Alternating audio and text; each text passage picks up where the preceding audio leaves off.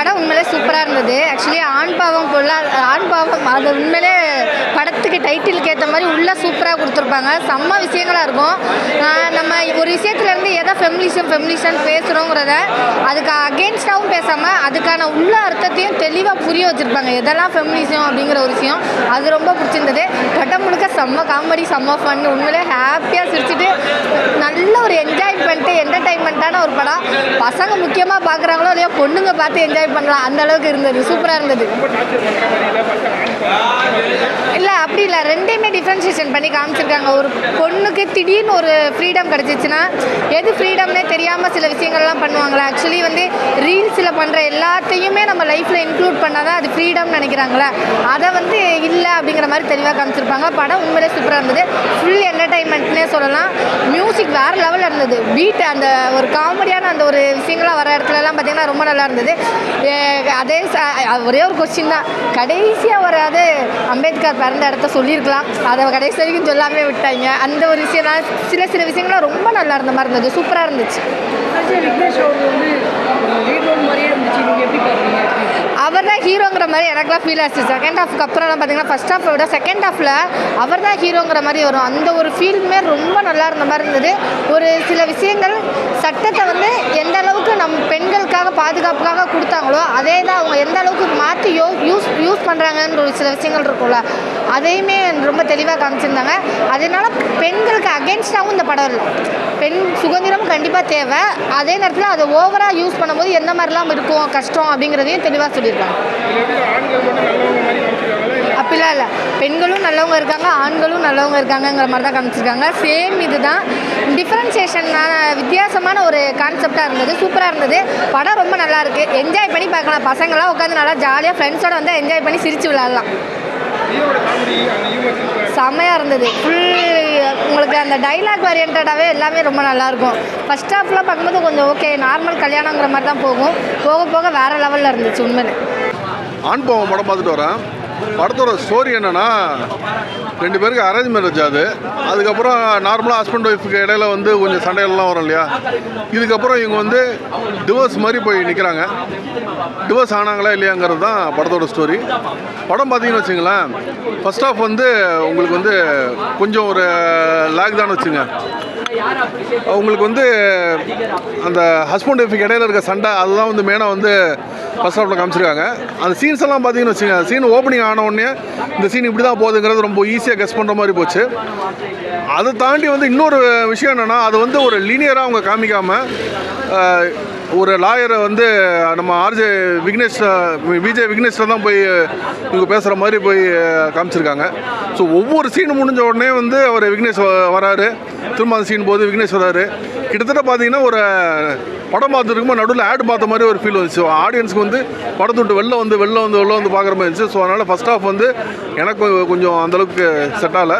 Second half உண்மையிலே நல்லா இருந்துச்சு. ரொம்ப சூப்பராக இருந்துச்சு. அந்த கோர்ட்டில் ஆம்பளை சைடு வைக்கலாம் இல்லை பொம்பளை சைடு வைக்கலாங்கிற மாதிரி ஒரு இது போகும் ஆர்குமெண்ட்டு. அது ரொம்ப நல்லா பண்ணியிருந்தாங்க. இன்னொன்று காமெடி சீக்வன்ஸுக்கு ஒரு டிடெக்டிவ் வச்சு பண்ணியிருந்தாங்க. அதுவும் ரொம்ப சூப்பராக இருந்துச்சு. ஃப்ரெண்ட் கேரக்டர் ஒருத்தர் ரொம்ப நல்லா பர்ஃபார்ம் பண்ணியிருந்தார். அதே மாதிரி கிளைமேக்ஸில் ஃபெமினிசம் பற்றி ரொம்ப நல்லா சொல்லியிருப்பாங்க. ஆணும் பெண்ணும் சமங்கிறது தான் ஃபெமினிசம். இங்கே நிறைய பேர் பெண் சுதந்திரம் தான் ஃபெமினிசம்ங்கிற மாதிரி பேசிகிட்டு இருக்காங்க. அப்படி கிடையாதுறாங்கிறத இந்த படத்தில் ரொம்ப நல்லா சொல்லியிருக்காங்க. ஃபேக் ஃபெமினிசம்னு சொல்கிறவங்களுக்கு நல்ல ஒரு செருப்படி கொடுத்துருக்காங்க. அதே மாதிரி இந்த படத்தில் ஒரு ஆம்பளைக்கு ஒய்ஃப்கிட்ட என்ன எதிர்பார்க்கணும், ஒரு பொண்ணுக்கு ஹஸ்பண்ட் என்ன எதிர்பார்க்கணுங்கிறத தெளிவாக இந்த படத்தை சொல்லியிருக்காங்க. ஒரு ஃபர்ஸ்ட் ஹாஃப் என்டர்டெயின்மெண்ட் எடுக்க ட்ரை பண்ணியிருக்காங்க. பட் அந்த சீன்ஸ் இன்னும் கொஞ்சம் இன்ட்ரெஸ்டிங்காக பண்ணியிருக்காங்க. இன்னொன்று படம் வெளில போடுறதுனால ஆடியன்ஸால் ரொம்ப இன்வால்வ்டாக பார்க்க முடியல. செகண்ட் ஹாஃப் பக்கா என்டர்டெய்னிங்காக இருக்குங்க. என்டர்டெயின்மெண்ட்டு கருத்து நல்லா இருக்குது. செகண்ட் ஹாஃப் சூப்பராக இருக்குது.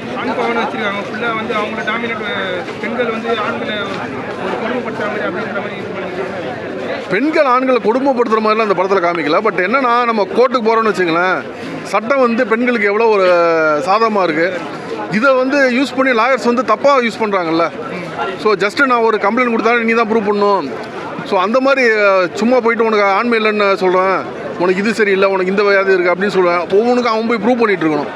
ஸோ அந்த மாதிரி விஷயங்கள்ல இவங்க என்ன மாதிரி மேனிபுலேட் பண்ணலாம், அந்த மாதிரி விஷயங்கள் எல்லாமே இந்த படத்தில் வந்து ஆண் பாவங்கிறது அந்த ஒரு ஆங்கிளில் சொல்லியிருக்காங்க. அதுக்கான தீர்வை வந்து கடைசியில் வந்து சொல்லியிருக்காங்க, இந்த மாதிரிலாம் பண்ணாதீங்க, இது தப்பு அப்படிங்கிறத வந்து தெளிவாக சொல்லியிருக்காங்க. ரியோட ஆக்டிங்லாம் இம்ப்ரூவ் ஆயிருக்காண்ணா? ரியோட ஆக்டிங் வந்து ஆக்சுவலாக இந்த படத்தில் வந்து ஒரு ஹீரோவாக அவரை பார்க்குறத தாண்டி இந்த படத்தில் வந்து ஆர்ஜே விக்னேஷ் பக்காவாக வந்து படத்தை தூக்கிட்டு போயிட்டார். ஸோ அவர் விக்னேஷ் இந்த படத்தை வந்து அந்தளவுக்கு தூக்கிட்டு போனதுனால ரியோ வந்து ஜஸ்ட் அவர் கூட வந்து அப்படியே ட்ராவல் பண்ணிட்டு வந்துட்டார். ஸோ அவருக்கு வந்து ஆர்ஜே விக்னேஷ்க்கு இவ்வளோ ஒரு இப்போ கேரக்டர் கொடுத்தது வந்து அவருக்கு மிகப்பெரிய ப்ளஸ்ஸாக வந்து அமைஞ்சிருச்சு.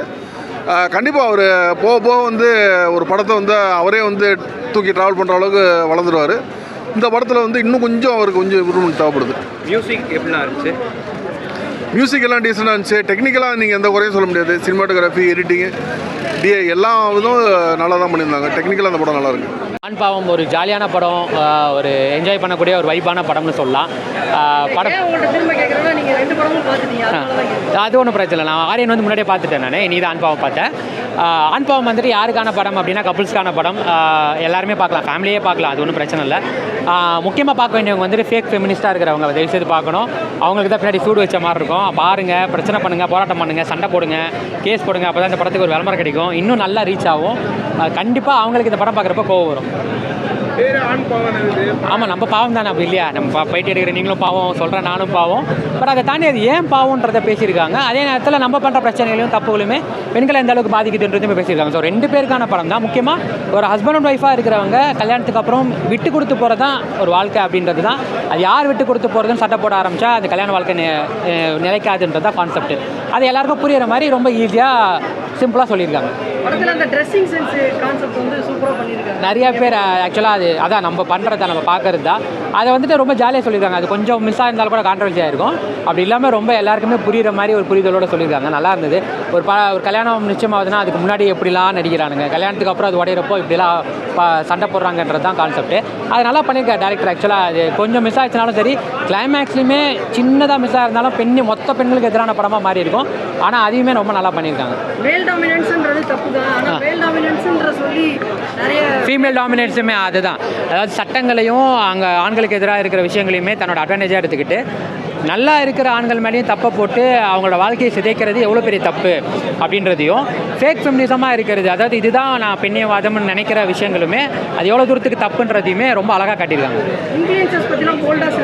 ஆமாம் ஆமாம், நிறையவே சீன்ஸ் இருக்குது. அவங்க எவ்வளோ தூரத்துக்கு இன்ஃப்ளூயன்ஸ் ஆகிறாங்கன்னு நிறைய பேர் ஆக்சுவலாக ரொம்ப பேர் அதை கனெக்ட் பண்ணிப்பாங்க. இந்த கப்புள்ஸ்னு இருந்துட்டு தொல்லை தாங்காது, இன்ஸ்டாகிராம் ஓப்பன் பண்ணி ஸ்க்ரால் பண்ணாலே இவனுங்க தான் நம்ம உலகத்திலே கப்புள்ஸ் மாதிரி இவனுக்கு வீடியோ போட்டு சாவடிப்பானுங்க. அவனுங்களுக்கான ஒரு வீடியோ தான். அவனுங்களுக்கான நிறைய விஷயம் இதில் கனெக்ட் பண்ணிக்கலாம். தலைவன் தலை வந்து புருஷன் பொண்டாட்டிக்குள்ள இந்த கிராம சைடில் இருக்கிற சண்டை பிரச்சனை தலை அது வேற. இது வந்துட்டு வேற கான்செப்டாக இப்போ வந்து ஈகோனால டிவோர்ஸ் வரைக்கும் போகிறதுனால பிரச்சனை, அது கம்ப்ளீட்டாக வேற ஒரு ஜானர்.